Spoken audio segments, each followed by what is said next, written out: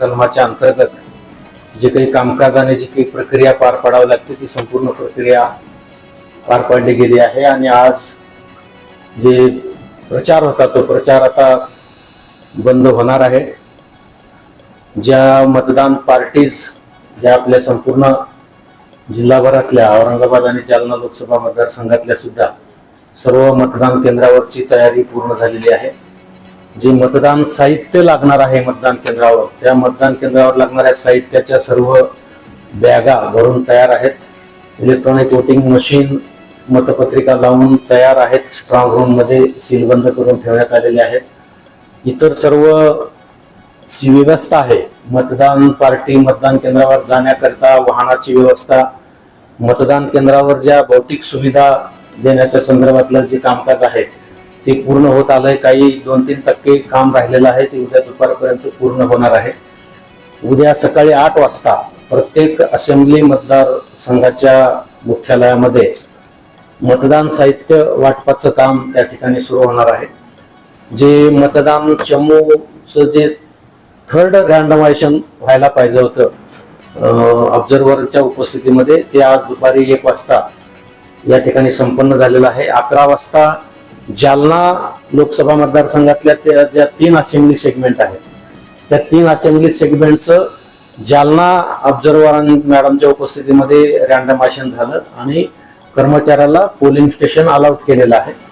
दुपारी 1:30 वाजता आपल्या लोकसभा मतदारसंघातल्या ऑब्झर्व्हर सरांच्या उपस्थितीमध्ये आपल्या इथलं थर्ड रँडमायझेशन पूर्ण झालेलं आहे आणि कुठल्या मतदान केंद्रावर कुठले कर्मचारी जाणार याचं रँडमायझेशनची प्रक्रिया ऑब्झर्व्हरांच्या उपस्थितीमध्ये पूर्ण होऊन त्या याद्या त्या गोपनीयरित्या संबंधित ERO कडे गेलेल्या आहेत। त्या उद्या सकाळी किंवा रात्री ओपन करून त्या कर्मचाऱ्याच्या साहित्य वाटपासाठी स्टॉल तयार केले जाणार आहेत। प्रत्येक विधानसभा मतदारसंघामधील साहित्य वाटपासाठी जे काही झोनल ऑफिसर आहेत त्या झोनल ऑफिसरच्या अधीनस्थ असलेल्या मतदान केंद्रावर त्यांच्या उपस्थितीमध्ये साहित्य वाटपाचं नियोजन केलेलं आहे।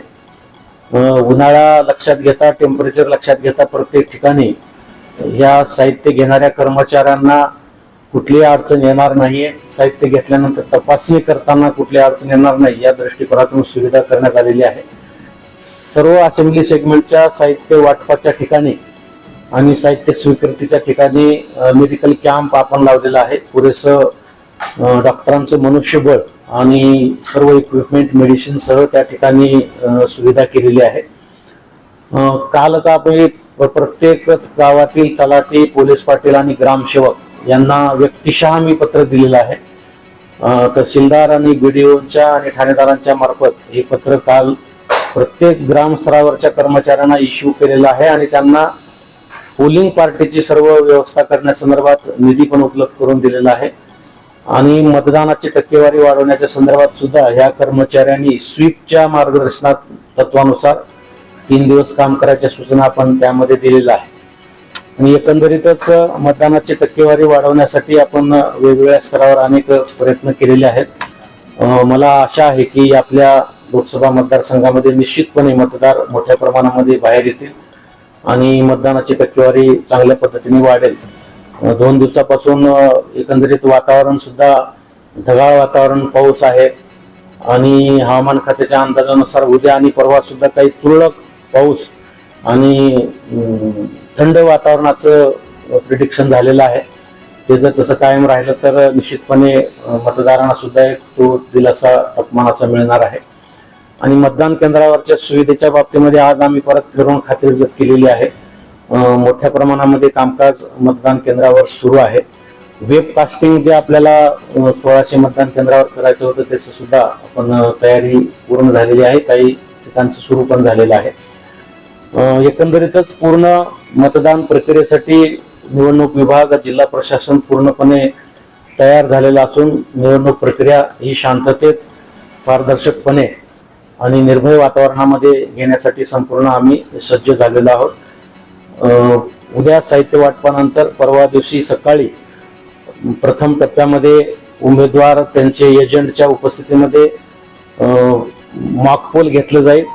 मॉकपोल घेतल्यानंतर मॉकपोल मध्ये घेतलेलं मतदान क्लिअर केलं जाईल आणि तिथले संबंधित केंद्राध्यक्ष त्यांना दिलेल्या निर्देशाप्रमाणे निवडणूक मध्ये मतदान घेण्याच्या प्रक्रियेला प्रारंभ करतील.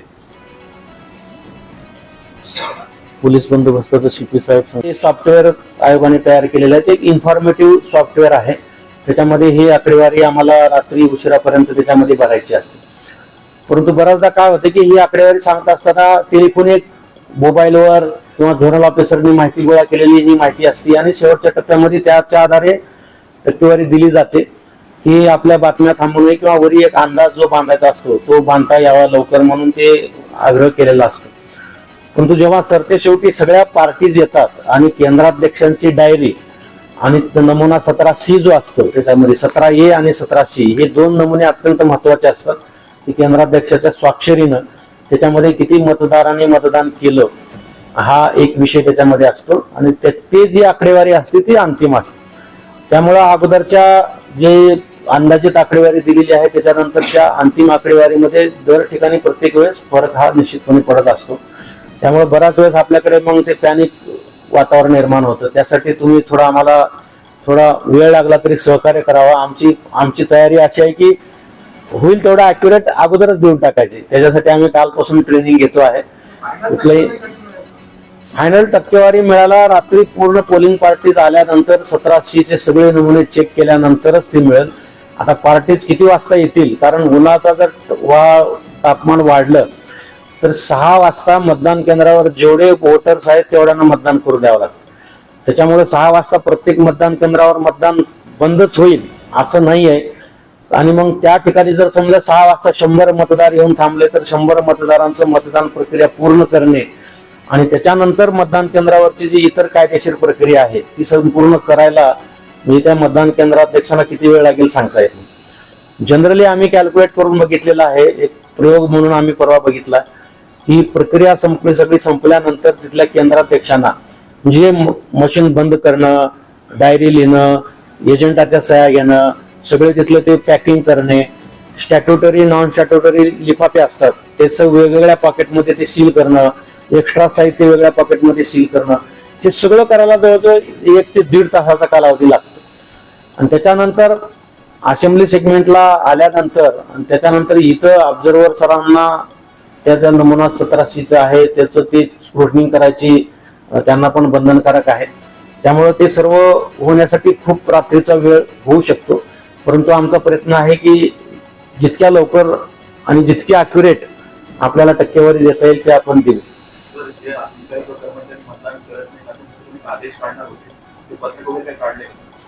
नाही ते पत्र काढलं आपण. आम्ही ते पत्र सर्व कार्यालय प्रमुखांना दिलेलं आहे. त्याच्यामध्ये कारवाई करण्याचा विषय नाहीये.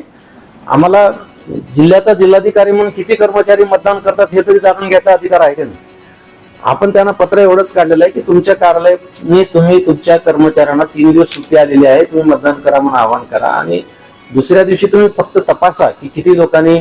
त्या पत्रामध्ये कारवाईचा आम्ही कुठलाही विषय काढलेला नाहीये. आणि जेव्हा जेव्हा स्वीपचे कार्यक्रम घेतले तेव्हा लोकांनी सुनावलेले की तुमचेच कर्मचारी मतदान करत नाहीत त्याचं काय, ह्याला काय उत्तर देणार. परंतु मला किमान पुढच्या वेळेस माहिती असलं पाहिजे की माझे 40% लोक काम मतदान करत नाहीये आणि त्यामुळं आपण त्यांना ते निर्देश दिलेले आहेत. त्याच्या मागे कुठल्याही लोकशाहीच्या तत्वाला पायमल्ली करण्याचा किंवा त्याच्या विरोधात जाऊन काम करण्याचा कुठलाही उद्देश त्याच्यामध्ये नाहीये. शुद्ध आणि सरळ हेतू आहे की त्या माध्यमातून जास्तीत जास्त मतदान व्हावं. तो कर्मचारी मतदान करत नाहीत म्हणून 1.5 ते 2% मतदानावर परिणाम होतो असं तज्ञ लोकांचं म्हणणं आहे. आणि सर्वसामान्य लोकांच्या समोर जेव्हा आम्ही जातो मतदान करा म्हणून आग्रह करतो तेव्हा ते म्हणतात तुमचे शासकीय कर्मचारीच मतदान करत नाहीत त्याचं काय. त्याचं उत्तर माझ्याकडे नाहीये. परंतु त्यांनी मतदान करावं म्हणून प्रयत्न माझे निश्चितपणे चालू आहेत. ग्रामपंचायतीने, नगर परिषदेने, उद्योग क्षेत्राने, मोठ्या मोठ्या हाऊसिंग सोसायटीने मतदानाला एक प्रेरणा द्यावी म्हणून एक प्रशस्तीपत्र गौरव सन्मान करण्याचं सुद्धा काल आपण जाहीर केलेलं आहे. आणि त्यांचा सुद्धा आपण निश्चित आणि सगळ्या मार्गाने प्रयत्न करून मतदानाच्या टक्केवारीचा जो आलेख ढासळता आहे तो वाढवण्यासाठी सगळ्यांनी प्रयत्न करायला पाहिजे. आणि लोकशाही सुदृढ आणि बळकट आहे जे आपण म्हणतो त्या खऱ्या अर्थानं बळकटीकरण दिलं पाहिजे असं माझं मत आहे. सर, बंदोबस्तातले 3702 पोलीस आहेत त्यांना मतदान काय पोलिसांची तयारी आहे? पोलिसांची संपूर्ण तयारी झालेली आहे. या ठिकाणी आपण बंदोबस्तामध्ये 178 अधिकारी, 2534 पोलीस अंमलदार आणि 1409 होमगार्ड, त्याचप्रमाणे आपल्याला 6 कंपन्या केंद्रीय पोलीस बलाच्या मिळालेल्या आहेत. त्या सर्व कंपन्या या ठिकाणी आलेल्या आहेत, तैनात आहेत. आतापर्यंत एरिया डॉमिनेशन, एरिया फॉर्म्युलायझेशनच्या एक्सरसाइजेस आपण शहरामध्ये केलेल्या आहेत. विविध ठिकाणी आम्ही आणखीन आता शेवटचा टप्पा जो आहे, शेवटचे 48 तास, या कालावधीमध्ये आम्ही अतिरिक्त काही कुमक जे आहे ती जे विशेषतः क्राऊडेड एरियामध्ये टाकलेली आहे. कुठल्याही प्रकारे मतदारांना प्रलोभन देणे, मतदारांवर दबाव आणणे असा प्रकार घडू नये याची संपूर्ण काळजी पोलीस दलातर्फे घेतली जात आहे आणि ती आम्ही कटाक्षाने घेऊ. निवडणुकीच्या दिवशी जनतेला आमच्याकडून आव्हान राहील की सगळ्यांनी मतदानाचा आपला हक्क बजावा. हे अत्यंत महत्त्वाचं आहे. लोकशाही बळकट करायची असेल तर निश्चितपणे आपण आपला हक्क या ठिकाणी बजावला पाहिजे. परंतु हे करत असताना आपण ज्या वेळेला मतदान केंद्रावर याल त्यावेळेला आपण येताना आपल्यासोबत मोबाईल फोन आणू नये. त्याचप्रमाणे एखादा लायटर किंवा ज्याच्यामुळे आग निर्माण होईल असं काही वस्तू आपल्याला अलाउड होणार नाही, किंवा एक शार्प कटिंग असे काही ऑब्जेक्ट असतील तर ते देखील आम्ही आतमध्ये अलाउड करणार नाही. त्यामुळे येताना आपण हे वस्तू बाहेर ठेवून यावे आणि पोलीस विभागाला सहकार्य करावं एवढं अपील या निमित्ताने मी जनतेला करतो. संवेदनशील आणि अतिसंवेदनशील जे केंद्र आहेत त्यावरती काही विशेष खबरदारी कायदा व सुव्यवस्थेच्या दृष्टिकोनातून एकही बूथ असं आपल्या कॅटेगरीमध्ये बसत नाही की जे क्रिटिकल किंवा हायपर सेन्सिटिव्ह म्हणून त्याला ट्रीट केलं जाईल. आम्ही आवश्यक ती प्रिव्हेंटिव्ह ॲक्शन, आमचे जे टार्गेट होते त्याच्या किमान 25% जास्त प्रिव्हेंटिव्ह ॲक्शन केलेली आहे. सीझर्स आमचे मोठ्या प्रमाणावर झालेले आहे. उदाहरणार्थ रेकॉर्डरचे जे क्रिमिनल आहेत त्यांचे घरजडत्या घेतलेल्या आहेत. 18 सोड जप्त केलेले आहेत. जवळजवळ 30 ते 32 चाकू जप्त केलेले आहे. याचप्रमाणे एक 42 लाखाचा गुटखा जप्त केलेला आहे. आणि ह्या आचारसंहितेच्या काळामध्ये मोठ्या प्रमाणावर पोलीस विभागाने कारवाई केली आहे आणि त्याच्यामुळे आम्हाला खात्री आहे की 2 दिवसानंतर जे आपलं जनरल इलेक्शन आहे ते अत्यंत शांततेत, सुरक्षित आणि ट्रान्सपरंट अशा वातावरणात पार पडेल.